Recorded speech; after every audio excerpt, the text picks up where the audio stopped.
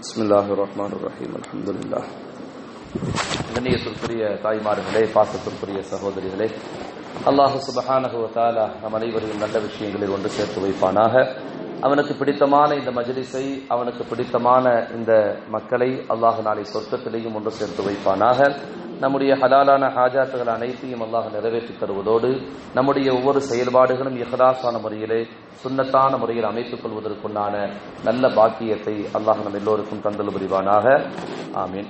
கண்ணியத்திற்குரிய அல்லாஹ் நல்லடியார்களே, பாசத்திற்குரிய சகோதரிகளே, நபிகள் நாயகம் ஸல்லல்லாஹு அலைஹி வஸல்லம் அவருடைய மாமனாராக இருக்கக்கூடிய இரண்டாம் ஹலீஃபா உமர் ரலியல்லாஹு தஆலா அன்ஹு அவர்கள் ஒரு தடவை ஒரு பிரயாணத்தை முடித்துவிட்டு தன்னுடைய சகாக்களோடு, தன்னுடைய தோழர்களோடு வந்து கொண்டிருக்கிறார்கள்.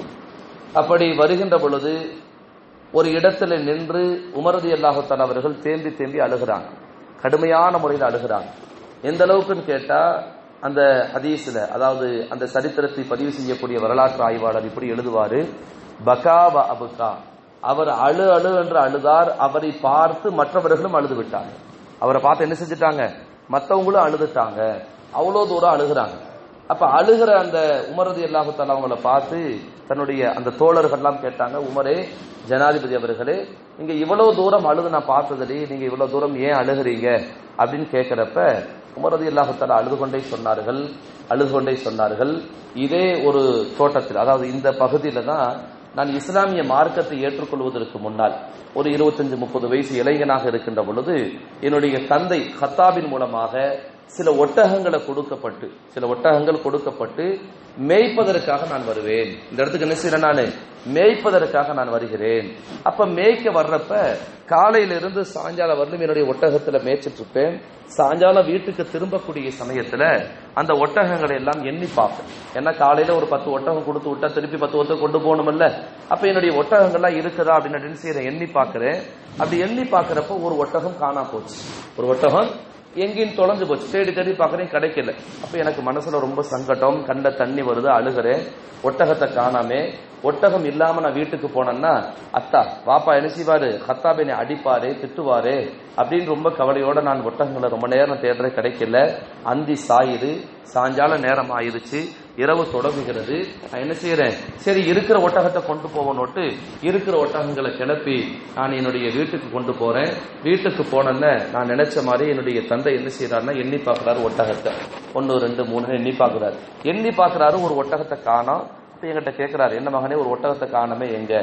நான் சொல்றேன், பயந்துட்டு அழுதுட்டு ரொம்ப கவலையோடு சொல்றேன், வாப்பா ஒட்டகம் தொலைஞ்சிருச்சு அப்படின்னு சொன்ன உடனே எங்க அத்தா என்ன செய்யறாருன்னா ஒரு கம்பு, ஒட்டகத்தை அடிக்கக்கூடிய ஒரு கம்பு எடுத்து என் முதுகுல 2 அடியை போட்டுட்டு சொன்னாரு, ஒட்டகம் மேய்க்க கூட தகுதி இல்லை நீ. நம்ம பாஷையில சொல்ற மாதிரி இருந்தா மாடு மேய்க்க கூட நீ தகுதி இல்லைன்னு சொல்லுவோம்ல, அது மாதிரி உமர் ரலியல்லாஹு தஆலா அவங்கள பார்த்து சொன்னாங்க, ஒட்டகம் மேய்க்க கூட தகுதி இல்லாதவன் நீ அப்படின்னு சொன்னாங்க. ஒட்டகம் மேய்க்க கூட தகுதி இல்லாதவன் நீ எல்லாம் என்ன பண்ண போறன்னு கடுமையான முறையில் திட்டுறாங்க. நான் அழுது கொண்டே இருந்தேன் அன்றைய தினத்துல. ஆனா இன்னைக்கு நான் கிட்டத்தட்ட 2.5 லட்சம் சதுர கிலோமீட்டர் பரப்பளவு இருக்கக்கூடிய மிக பரந்து விரிந்த சாம்ராஜ்யத்தை ஆட்சி செய்யக்கூடிய ஜனாதிபதியாக நான் இருக்கிறேன். ஒரு காலத்துல ஒட்டகம் மேய்க்க கூட தகுதி இல்லைன்னு சொல்லி என்னுடைய தந்தையால் விரட்டி அடிக்கப்பட்ட நான் இன்னைக்கு ஒரு மிக பரந்து விரிந்த சாம்ராஜ்யத்தினுடைய ஜனாதிபதியாக இருக்கிறேன்னு சொன்னா இது எல்லாத்துக்கும் என்ன காரணம்? நான் நினைச்சு பார்க்கிறேன், நான் அழுகிறேன் என்று உமர் ரலியல்லாஹு சொல்றார். அப்ப சஹாபாக்கள் கேட்டாங்க, சரி அதுக்கு என்ன காரணம்? எவ்வளவு பெரிய மாற்றம் உங்களுடைய வாழ்க்கையில் ஏற்பட்டுச்சு, அதுக்கு என்ன காரணம் அப்படின்னு கேட்கிறப்ப உமர் ரலியல்லாஹு தஆலா சொன்னாங்க, ஒரு காலத்துல உமருக்கு ஒட்டகம் மேய்ப்பதற்கு கூட தகுதி இல்லை. ஒரு காலத்துல உமர் அவசரக்காரராக இருந்தார். ஒரு காலத்துல உமர் சில பல பாவங்களை செய்யக்கூடியவராக இருந்தார். ஒரு காலத்துல உமர் நபிகள் பெருமானார் ஸல்லல்லாஹு அலைஹி வஸல்லம் அவர்களையே கொலை செய்ய வேண்டும் என்ற எண்ணத்தோடு வாளை தூக்கி கொண்டு செல்லக்கூடியவராக இருந்தார். ஆனா இன்னைக்கு நான் மாறி போனேன். என்னுடைய மாற்றத்திற்கு மிக முக்கியமான காரணம் நபிகள் நாயகம் ஸல்லல்லாஹு அலைஹி வஸல்லம் அவர்கள் எனக்கு செய்த அந்த உபதேசங்கள் தான் என்று உமர் ரலியல்லாஹு தஆலா அவர்கள் சொல்லிக் கொடுக்கிறார். அப்போ உபதேசம் அப்படின்னு இருக்குது. இந்த உபதேசம் மனிதனுடைய கல்பை மாற்றக்கூடிய ஒரு மிகப்பெரிய ஆற்றல் வாய்ந்தது. மனிதனுடைய கல்பை மாற்றக்கூடிய ஒரு மிகப்பெரிய ஆற்றல் வாய்ந்தது. நல்ல எண்ணத்தோட, நல்ல அழகான எண்ணத்தோட யார் நல்ல உபதேசங்களை கேட்கிறாங்களோ அவங்களுக்கு கண்டிப்பாக அது மாற்றத்தை ஏற்படுத்தும் அப்படிங்கிறத அல்லாஹ் குர்ஆன் ஷரீஃப்ல சொல்றான். நான் அடிக்கடி உங்கள்கிட்ட சொல்லியிருப்பேன், ذكر فإن الذكرى تنفع المؤمنين وذكر فإن الذكرى تنفع المؤمنين. அல்லாஹ் குர்ஆன் ஷரீஃப்ல சொல்றான், உபதேசங்கள் தொடர்ந்து நம்முடைய காதுகளில் விழுந்து கொண்டே இருக்கட்டும், உபதேசங்கள் நாவிலிருந்து புறப்பட்டு கொண்டே இருக்கட்டும். என்றைக்காவது ஒரு நாள் இந்த மனித சமூகத்தில் அது ஒரு மாற்றத்தை ஏற்படுத்தும் என்று அல்லாஹ் சொல்லித்தரான். மனித சமூகத்தில், அது குறிப்பாக மூமின்களிடத்தில் அது கண்டிப்பாக ஒரு மாற்றத்தை ஏற்படுத்தும் அப்படின்னு நினைச்சான் அல்லாஹ் சொல்றான். அப்ப அல்லாஹ் சொன்ன அந்த வாக்கு ஒரு காலத்திலும் பொய்க்காது.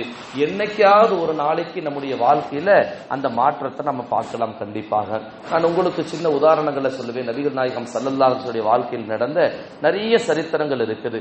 ஒரு சஹாபி வர்றாங்க, அவங்க தவறான செயல் செய்யக்கூடியவங்க. தவறான செயல்னா விபச்சாரம். வாழ்க்கையில பெரும்பாலும் பல பெண்களுடைய தொடர்பு, நிறைய விபச்சாரம் செய்யக்கூடிய மனிதர்.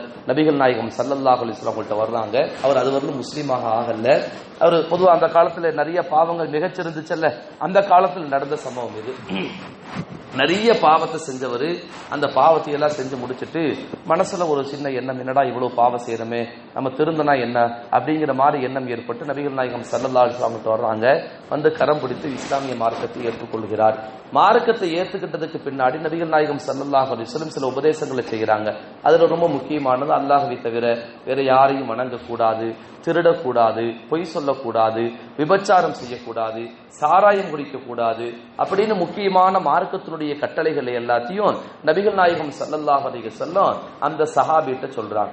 அப்ப அந்த சஹாபி எல்லாத்தையும் கேட்டுட்டு இன்ஷா அல்லாஹ் நான் இதை செய்ய மாட்டேன்னு சொல்லிட்டே வர்றாங்க. ஒரு கட்டத்துல அந்த சஹாபி எல்லாத்தையும் கேட்டுட்டு போயிட்டு அடுத்த நாள் வர்றாரு. சொன்னாரு, யா ரசூலல்லாஹ், நான் எல்லா பாவங்களிலிருந்தும் தவிர்ந்து கொள்கிறேன். நீங்க நேற்று என்னென்ன சொன்னீங்களோ அது எல்லாத்தையும் தவிர்த்து கொள்கிறேன்.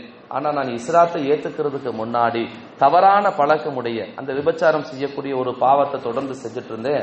அதை என்னால சடார்னு விட முடியல, எனக்கு அதுக்கு மட்டும் அனுமதி கொடுங்கன்னு கேட்கிறான். நபிட்ட சஹாபாக்களுக்கு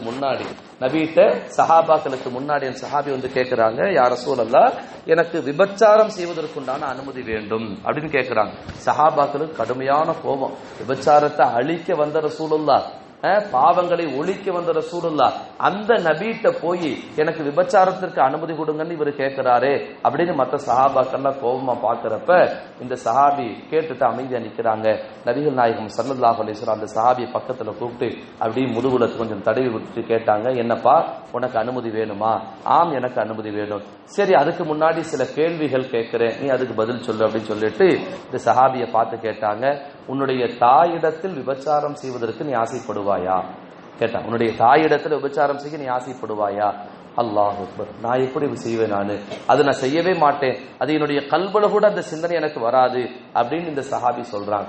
அப்ப ரசூலுல்லாஹி ஸல்லல்லாஹு அலைஹி சொன்னாங்க, நீ ஏதோ ஒரு பெண்ணிடத்தில் விபச்சாரம் செய்வாயே, அந்த பெண் ஏதோ ஒரு குழந்தைக்கு தாயாகத்தானே இருப்பாள்.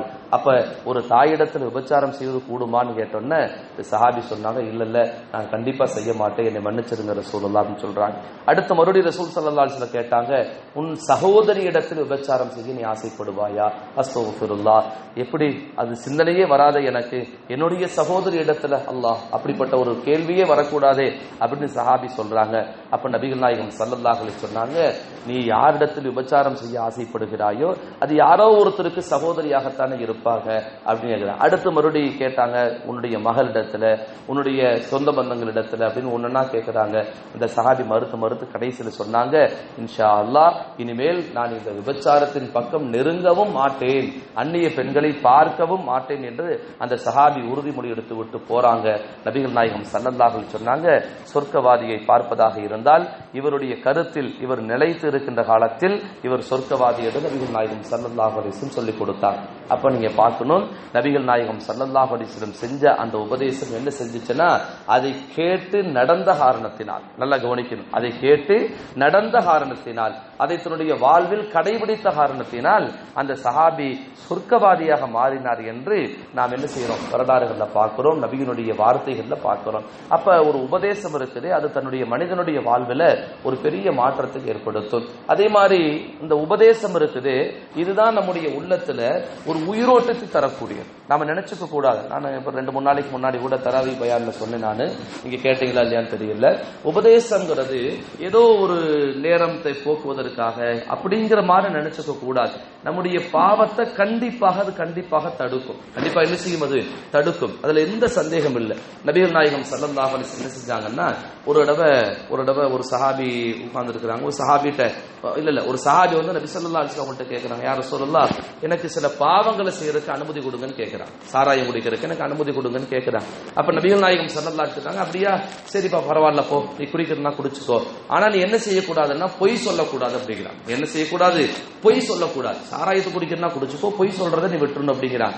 இது பாக்குறதுக்கு மேலால பாக்குறதுக்கு ஒரு மாதிரி தெரியும், ஆனா ஹதீஸ முழுசா கேட்கணும் நீங்க.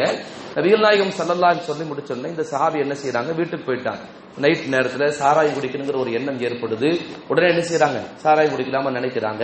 ஒருவேளை நாளைக்கு நபி ஸல்லல்லாஹு அலைஹி வஸல்லம் அவங்க சாராயம் நைட்டு குடிச்சியான்னு மஜ்லிஸ்ல எல்லாத்துக்கும் முன்னாடி கேட்டாங்கன்னா இல்லைன்னு சொல்ல முடியாது, பொய் சொல்ல முடியாது. ஆமான்னு சொல்றதுக்கு வெட்கமா இருக்கும். என்ன செய்யறதுன்னு யோசிக்கிறாங்க. அப்ப சாராயத்தை விட்டுட்டாங்க. காலையில அதே சிந்தனை வருது, இதே மாதிரி கேள்விகள் மனசுல ஓடுது. உடனே அதை விட்டுட்டாங்க.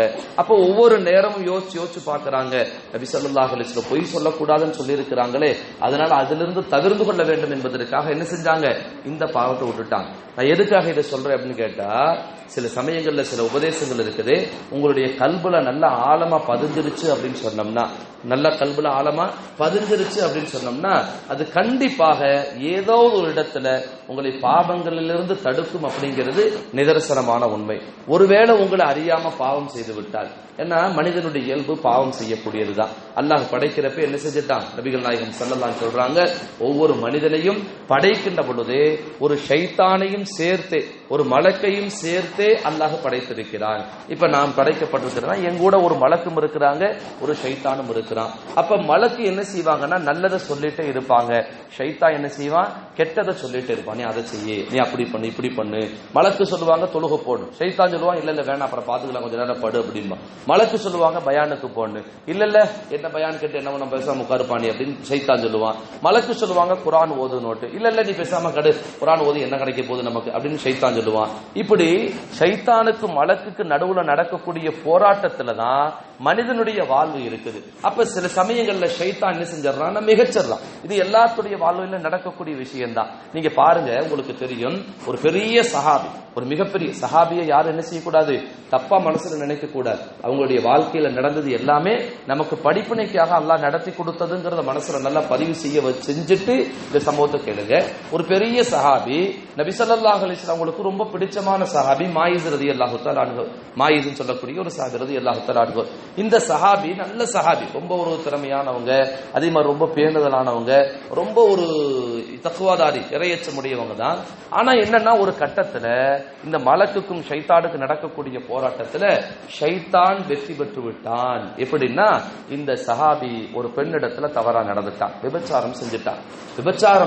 இப்ப சஹாபி தான், நபியுடைய கரத்தை பிடிச்சு இஸ்லாத்தை ஏத்துக்கிட்டவங்க தான், நபிய டெய்லியும் அனுதினமும் பார்த்து கொண்டிருப்பவர்கள் தான், இறையச்சத்துல ரொம்ப உயர்வானவங்க தான்.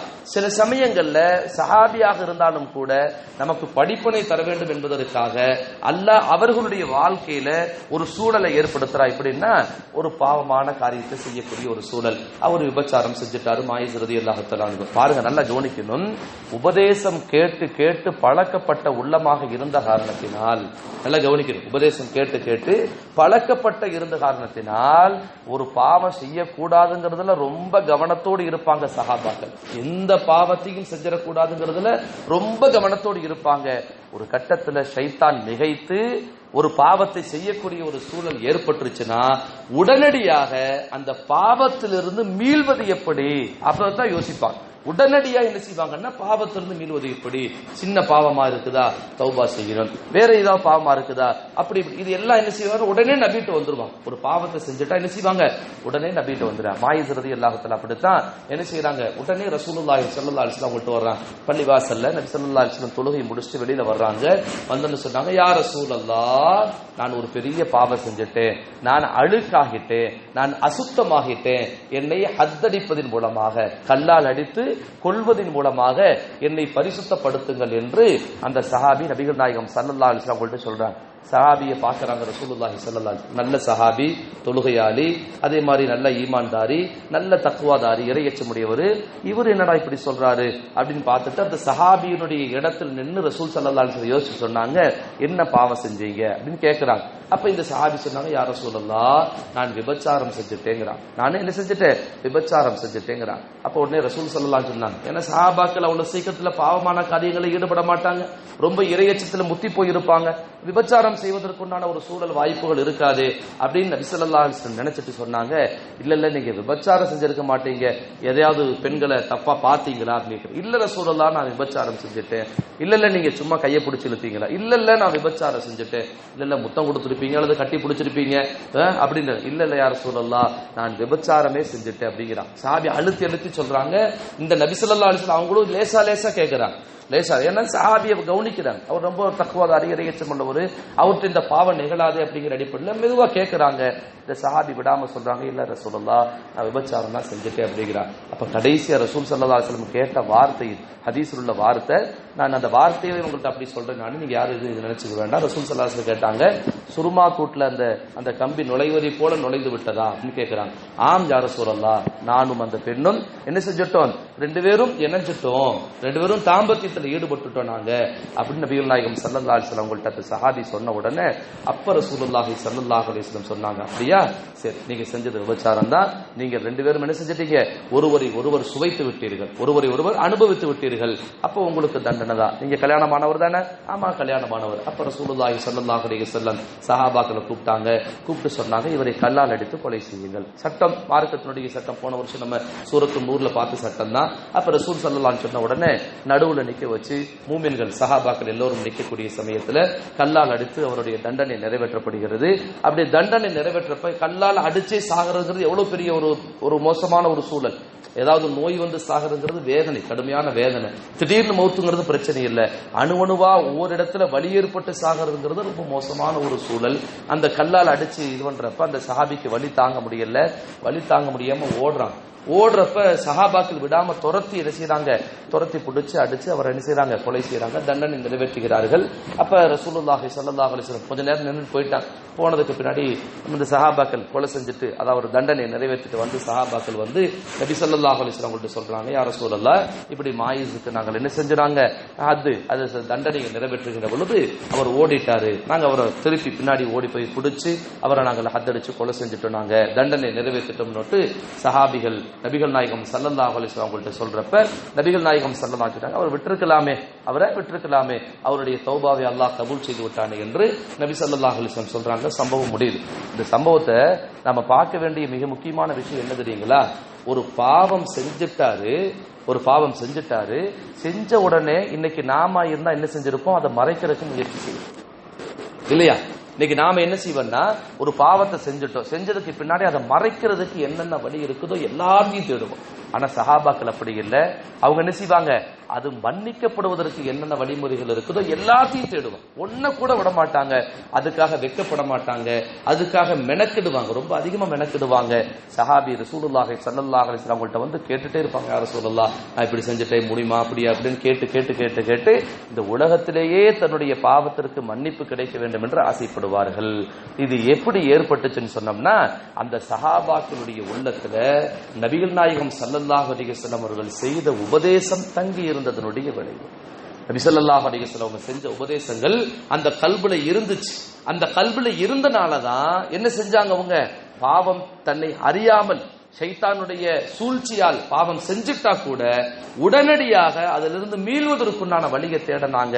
ஒரே காரணம் தான், அவங்க அப்படி தேடுவதற்குண்டான காரணம் என்னன்னா, அவங்க நபியினுடைய உபதேசத்தை கேட்டு தன்னுடைய கல்புல வச்சிருந்தாங்க.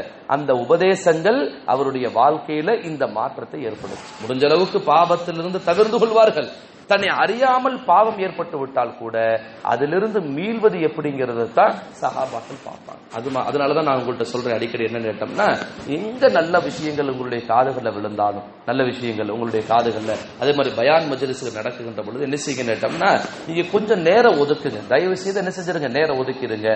நீங்க அந்த வேலை இந்த வேலை இருக்கு அப்படி இப்படி ஒரு சப்ப கட்டு சொல்லுவாங்கல்ல, அது தட்டி விடுறதுக்குண்டான வேலையை மட்டும் பாத்துறாரு. ஏன்னா சில சமயங்கள்ல சில வார்த்தைகள், எல்லா வார்த்தைகளும் கல்புல பதிஞ்சிடாது. இப்ப நம்ம 1 மணி நேரம் நான் பயான் பேசுறேன்னு கேட்டோம்னா, இந்த 1 மணி நேர வார்த்தைகளும் உங்களுடைய கல்புல அப்படி போய் நிக்க போகுதான்னு கேட்டா கண்டிப்பா கிடையாது.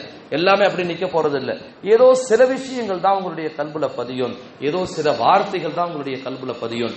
அந்த வார்த்தைகள் தான் என்ன செய்யும், உங்களுடைய வாழ்க்கையில ஒரு மாற்றத்தை ஏற்படுத்தும். அந்த வார்த்தைகள் தான் என்ன செய்யும், உங்களுடைய வாழ்க்கையில ஒரு பெரிய மாற்றத்தை ஏற்படுத்தும். அதனால நபி ஸல்லல்லாஹு அலைஹி வஸல்லம் அவங்களுடைய உபதேசங்கள் எங்க நடந்தாலும் சரி என்ன செஞ்சிடணும், நீங்க கேட்கணும், அதை விட்டுறவே கூடாது. எந்த அளவுக்கு சஹாபாக்கள் ரொம்ப ஆர்வமா இருந்தாங்கன்னா, ஒரு தடவை நபிகள் நாயகம் ஸல்லல்லாஹு அலைஹி வஸல்லம் பள்ளிவாசல்ல பேசிட்டு இருக்கிறப்ப பள்ளிவாசனுடைய ஒரு ஓரத்துல ஒரு சஹாபி நின்னு கேட்டுட்டு இருக்கிறான். ஒரு சஹாபி என்ன செய்யறாங்க, நின்னு கேட்டுட்டு இருக்கிறாங்க. அப்படி கேட்டுட்டு இருக்கிறப்ப நபிகள் நாயகம் ஸல்லல்லாஹு அலைஹி வஸல்லம் அவங்க அந்த சஹாபியை பார்த்து சொன்னாங்க, உட்கார்ந்து கேளுங்க, உட்காருங்க, நிக்கிறவங்க கொஞ்சம் உட்காருங்க அப்படின்னா. கொஞ்சம் சத்தமா சொல்லணும்ல, கொஞ்சம் தள்ளி இருக்கிறதுனால கொஞ்சம் சத்தமா சொல்றாங்க உட்கார சொல்லி. அந்த சஹாபி உட்கார்ந்துட்டாங்க. பயான் எல்லாம் முடிஞ்சிருச்சு, எல்லாம் முடிச்சுட்டு நபி ஸல்லல்லாஹு அலைஹி வஸல்லம் எந்திரிச்சு பள்ளிவாசல் விட்டு வெளியில கொஞ்சம் தூரம் தள்ளி போறாங்க. இப்னு மஸ்ஊத் ரலியல்லாஹு தஆலா உட்கார்ந்து இருக்காங்க கீழே தரையில், ரோட்ல பாதையில என்ன செஞ்சிருக்காங்க, உட்கார்ந்து இருக்கிறாங்க. என்ன இப்னு மஸ்ஊத் இங்க உட்கார்ந்து இருக்கீங்களே என்ன அப்படின்னு கேட்கிறப்ப ரசூலுல்லாஹி ஸல்லல்லாஹு அலைஹி வஸல்லம் கேள்விக்கு இப்னு மஸ்ஊத் சொன்னாங்க, யா ரசூலல்லாஹ், எல்லாரும் அப்படி உட்காருங்கன்னு நீங்க சொன்னீங்க, அதான் நான் உட்கார்ந்துட்டேன். எல்லாரும் உட்காரு. இல்ல நான் உன்னை சொல்லப்பா, அங்க உள்ள விட்டு சொன்னேன், உங்க வார்த்தை என்னுடைய காதல விழுந்துச்சு, நான் அப்படியே உட்கார்ந்து விட்டேன் யார சொல்லலாம். இவ்வளவுதான். சஹாபாக்கள் இப்படித்தான் இருந்தாங்க. சஹாபாக்கள் இப்படித்தான், எந்த இடம்னு பார்க்க மாட்டாங்க, என்ன சௌரியமா இருக்கா அசௌகரியமா இருக்குதா, தூண்டு இருக்குதா செவர் இருக்குதா ஃபேன் இருக்குதா கொஞ்சம் குழுகுலுன்னு இருக்குதா இல்ல புழுக்கமா இருக்குதா, இது எதையுமே பார்க்க மாட்டாங்க. என்ன செய்வாங்க, அவங்க உட்கார்ந்து. ஏன்னா இந்த மஜ்லிஸ்னா நபிகள் நாயகம் ஸல்லல்லாஹு அலைஹி வஸல்லம் வார்த்தைகள் சொல்லப்படக்கூடிய மஜ்லிஸ் இருக்குது. இந்த உலகத்துல சில புழுக்கங்களை உங்களுக்கு ஏற்படுத்தி விட்டால் கூட, நல்லா மனசுல வச்சுக்கோங்க, சில வேர்வைகளை உண்டாக்கி விட்டால் கூட நாளை மறுமையில் கண்டிப்பாக மஹ்ஷர் பெருவெளியில் நல்ல ஒரு நிலையை இந்த மஜ்லிஸ் தரும்ங்கிறதுல சந்தேகம் இல்லை. அல்லாஹ் அப்படிப்பட்ட மஜ்லிஸாக நம்முடைய மஜ்லிஸை ஆக்கியது புரிவானாக. இங்க வேர்வை போகுது, ஃபேன் இல்ல, காத்து இல்ல அப்படின்னு நீங்க யோசிக்க வேண்டாம். இன்ஷா அல்லாஹ் இங்க உங்களுக்கு காத்து இல்லையா, அல்லாஹ்விற்காக கொஞ்சம் பொறுத்துக்கோங்க, அல்லாஹ்விற்காக கொஞ்சம் பொறுமையா இருங்க, அல்லாஹ்விற்காக கொஞ்சம் பொறுமையாக இருங்க. நம்முடைய கபர்ல அல்லாஹ் ஏசிய தருவான் இன்ஷா அல்லாஹ். இன்ஷா அல்லாஹ் நம்ம கபர்ல ஏசிய தருவான், கபர்ல வெளிச்சத்தை தருவான், கபர்ல வேர்வையிலிருந்து பாதுகாப்பு தருவான். அல்லாஹ் பாதுகாக்கணும். நாளைக்கு மறுமையில மஹ்ஷர்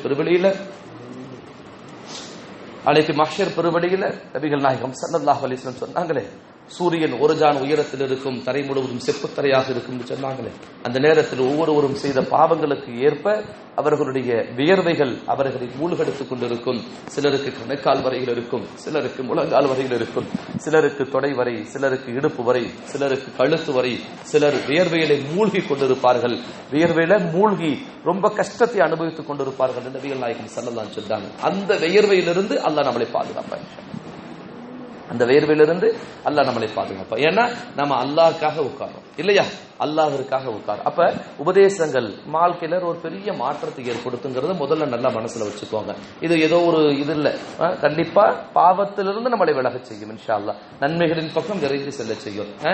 சில விஷயங்களை கேட்கிறப்பதான் சிலது நமக்கு தெரியும், நல்ல விஷயங்களை செய்ய தோணும். நபிகள் நாயகம் ஸல்லல்லாஹு அலைஹி வஸல்லம் அவங்க சில விஷயங்களை சொல்லுவாங்க. தஹஜ்ஜுடைய சிறப்புகளை பத்தி சொன்னாங்க, சஹாபாக்கள் தொழ ஆரம்பிச்சாங்க, அல்லாஹ் அவங்களுடைய வாழ்க்கையில ஒரு பெரிய மாற்றத்தை கொடுத்தா. அதே மாதிரி நல்ல அமல்கள் சொல்லப்படும், அதை வாழ்க்கையில கொண்டு வருவதற்குண்டான வாய்ப்பு இருக்குது. அதே மாதிரி நபிகள் நாயகம் ஸல்லல்லாஹு அலைஹி வஸல்லம் அடிக்கடி நரகத்தை பத்தி பேசுவாங்க. நான் கூட அடிக்கடி உங்கள்கிட்ட நரகத்தை பத்தி பேசுவேன் நான். ஏன்னா இந்த நரகத்தினுடைய பயம் இருக்குது, இதுதான் மனுஷனை வந்து பண்படுத்தும், இதுதான் மனுஷனை என்ன செய்யும், பண்படுத்தும். சொர்க்கத்தை பத்தி அதிகமா பேசாம இருக்கிறதுக்கு காரணம், நரகத்துடைய பயம் இருந்துட்டா போதும் இன்ஷா அல்லாஹ் சொர்க்கம் கிடைச்சிடும். சொர்க்கத்தை பத்தி பேசுறதுக்கு முடியாது. மாலா ஐனுன் ரஅத் வலா உதுனுன் சமிஅத் வலா கல்புன் ஹத்தரத். எந்த கண்ணும் பார்க்கல, எந்த காதும் கேட்கல, எந்த கல்பும் சிந்திக்கல. இதுதான் சொர்க்கத்தினுடைய உயர்வான ஒரு டெபினிஷன், வரைமுறை, ஒரு விரைவான வரைவிலக்கணம் இதுதான். இதை தாண்டி யாரும் சொல்ல முடியாது. சொர்க்கம் ரொம்ப சிறப்பானதுதான். ஆனா நரகத்தினுடைய அச்சம் இருக்குது, நம்முடைய கல்புல வந்தே தீருது.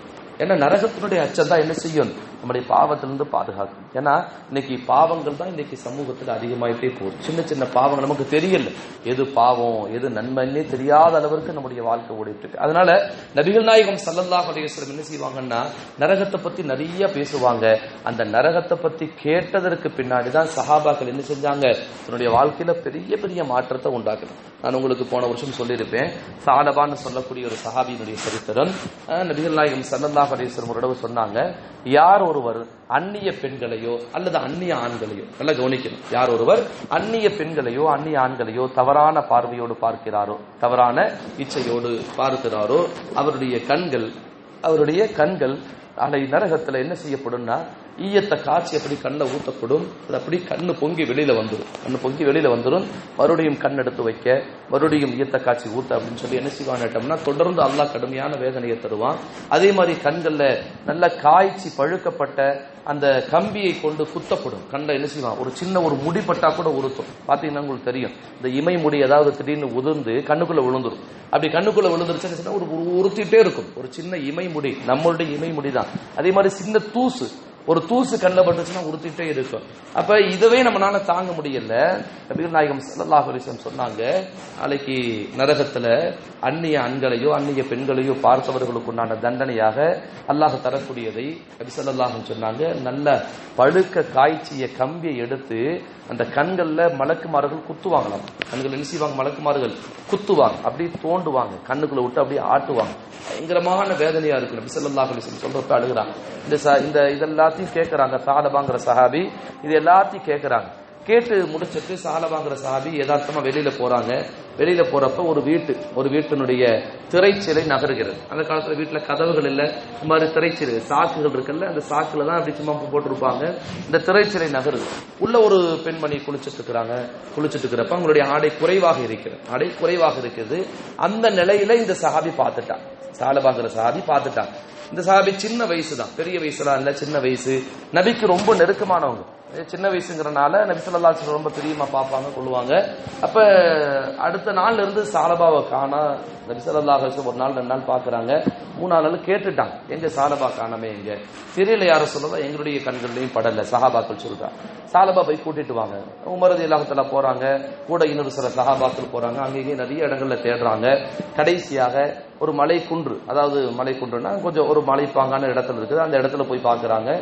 ஆடு மேய்க்கக்கூடிய இடையத்தை விசாரிக்கிறாங்க, இந்த அடையாளத்தோடு யாராவது வந்தாங்களா? ஆமா, இந்த அடையாளத்தோடு ஒருத்தர் வந்தாரு, ஒரே அழுதுட்டே கிடக்கிறாரு, மேல ஒரு மரத்து பக்கத்துல உட்காந்து ஒரே எப்ப பார்த்தாலும் அழுதுட்டே இருக்கிறாரு. அவரா, நீங்க போய் பாருங்களேங்கிறாங்க. போய் பார்த்தா அவருதான். அதுக்கு ஒரு 4 நாளைக்கு முன்னாடி எப்படி உடம்பு இருந்துச்சோ அதுக்கு நேர் மாற்றமா உடம்பெல்லாம் ஒட்டி போய் கன்னத்துல கோடு விழுந்து அழுது கண்ணெல்லாம் செவந்து போய் ரொம்ப ஒரு இக்கட்டான சூழல்ல சாலபா ரலியல்லாஹு தஆலா இருக்கிறாங்க. அந்த சாலபாவை ரசூல் ஸல்லல்லாஹு அலைஹி வஸல்லம் கூப்பிடுறாங்கன்னு உமர் ரலியல்லாஹு தஆலா சொல்றாங்க. சாலபா ரலியல்லாஹு வரமாட்டேங்கிறாங்க. ஏன்னு கேட்கிறப்ப சொன்னாங்க, நான் ஒரு அந்நிய பெண்ணை பார்க்க கூடாத ஒரு விதத்துல நான் பார்த்துட்டேன்.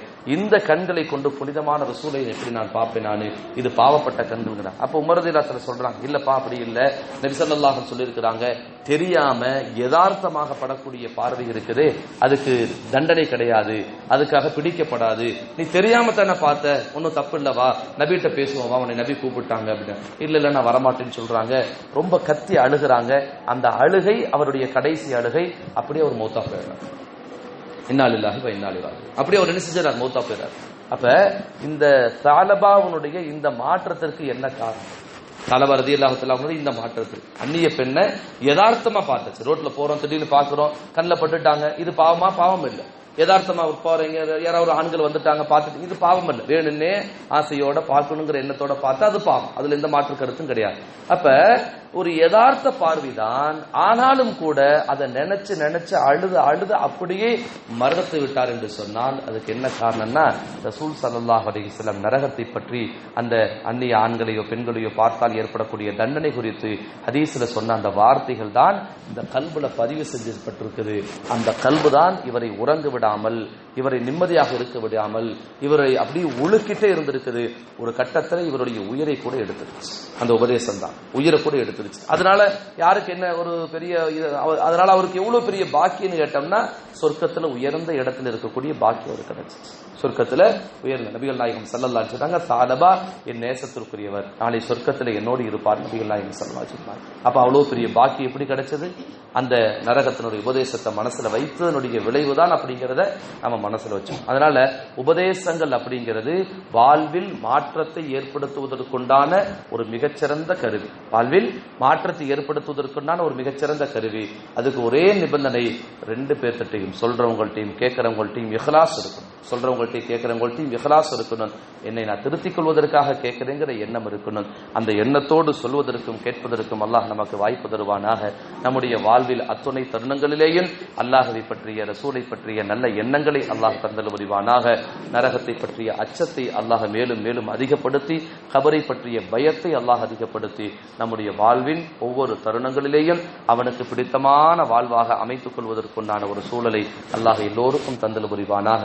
அல்லாஹ் சுப்ஹானஹு வ தஆலா இந்த மஜ்லிஸை புனிதமானதாக, அல்லாஹ்விற்கு பிடித்தமானதாக, மீசான் தராசில் கனமுள்ளதாக, நன்மை பட்டியலில் அதிகம் நன்மைக்குரியதாக, அல்லாஹ்வை சந்திப்பை பெற்றுத் தரக்கூடியதாக, சொர்க்கத்தில் நாயகத்தோடு இருக்கக்கூடியதாக ஆக்கியல் புரிவானாக. ஆமீன். ஆகிரு தஅவானா அனில் ஹம்துலில்லாஹி ரப்பில் ஆலமீன். அஸ்ஸலாமு அலைக்கும் வ ரஹ்மத்துல்லாஹி வ பரகாத்துஹு.